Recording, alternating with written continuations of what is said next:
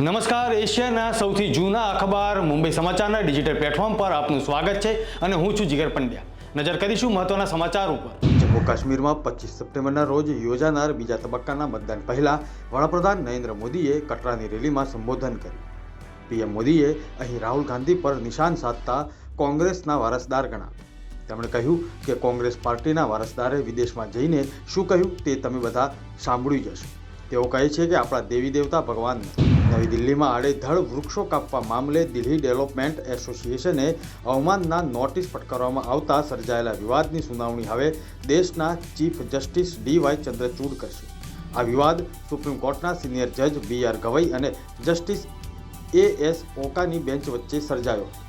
અરવિંદ કેજરીવાલે દિલ્હીના મુખ્યમંત્રી પદ પરથી રાજીનામું આપી દેતાની સાથે જ નવી કેબિનેટના ગઠનની પ્રક્રિયા તેજ થઈ ગઈ છે.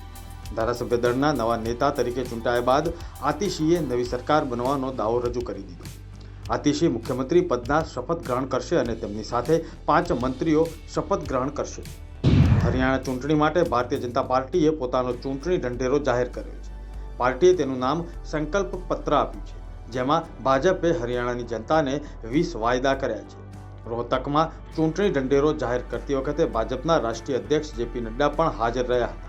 આ દરમિયાન રાજ્યના સીએમ નાયબ સિંહ સૈનીએ કહ્યું કે આ ચૂંટણી ઢંઢેરો ચૂંટણી માટે નથી.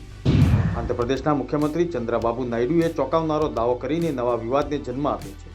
તેમણે અગાઉની વાયએસઆર કોંગ્રેસ સરકાર પર તેના કાર્યકાળ દરમિયાન પ્રખ્યાત તિરુપતિ મંદિરના પ્રસાદીના લાડુ બનાવવામાં હલકી ગુણવત્તાવાળા ઘટકો અને પ્રાણીની ચરબીનો ઉપયોગ કરવાનો આરોપ લગાવ્યો. ગુજરાતમાં ભાજપ, કોંગ્રેસ અને આપના મળીને કુલ 38 જેટલા ધારાસભ્યો અને સાંસદોએ મુખ્યમંત્રી ભૂપેન્દ્ર પટેલ અને વન અને પર્યાવરણ મંત્રી મુળુભાઈ બેરાને પત્ર લખ્યો, જેમાં ખાસ ફોરેસ્ટ બીટગાર્ડની ભરતીની જગ્યામાં વધારો કરવા અને કમ્પ્યુટર આધારિત ભરતી પરીક્ષા નાબૂદ કરવા સત્તા પક્ષ અને વિપક્ષ એક થયા છે. ગુજરાતમાં કેટલાક ભાગોમાં હળવાથી મધ્યમ વરસાદની શક્યતા હવામાન વિભાગે વ્યક્ત કરી છે. રાજ્યમાં હાલ ગરમી પડી રહી છે, ત્યારે 22 સપ્ટેમ્બર સુધી છૂટાછવાયા સ્થળોએ વરસાદી ઝાપટા પડશે, જેમાં ઉત્તર ગુજરાત સહિત કેટલાક વિસ્તારોમાં વરસાદ પડી શકે છે. ભાદરવી પૂનમના મહામેળામાં અંબાજી ખાતે અંદાજે 32.54 લાખથી વધુ શ્રદ્ધાળુઓએ મા અંબાના દર્શન કર્યા. બોલ મારી અંબે, જય જય અંબેના નાદથી અંબાજીની ગિરિમાળાઓ ગુંજી ઉઠી. મહામેળામાં અંદાજે ₹2.66 કરોડથી વધુની રોકડ અને 500 ગ્રામથી વધુ સોનાનું દાન મળ્યું. માત્ર 7 દિવસમાં એસટી બસે કુલ 11,455 ટ્રીપ કરી, જેમાં 5.04 લાખથી વધુ માઈ ભક્તોએ મુસાફરી કરી.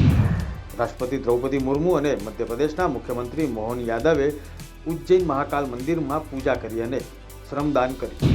Pune Pimpri ચિંચવડ crime branch unit 1ના અધિકારીઓ 2 મોટરસાયકલ ચોરીની ધરપકડ કરવામાં સફળ રહ્યા. તેમની પાસેથી વધુ 6 સ્થળોએથી ચોરેલી મોટરસાયકલ જપ્ત કરી. બંને આરોપીઓ એક જગ્યાએ મોટરસાયકલ વેચવા આવ્યા હોવાની માહિતી મળ્યા બાદ ક્રાઇમ બ્રાન્ચ યુનિટ 1એ આરોપી પ્રસાદ પાંડવ અને સચિન સદામની ધરપકડ કરી. આ હતા અત્યાર સુધીના મહત્વના સમાચાર. વધુ સમાચારની અપડેટ માટે જોતા રહો મુંબઈ સમાચારની ડિજિટલ પ્લેટફોર્મ. નમસ્કાર.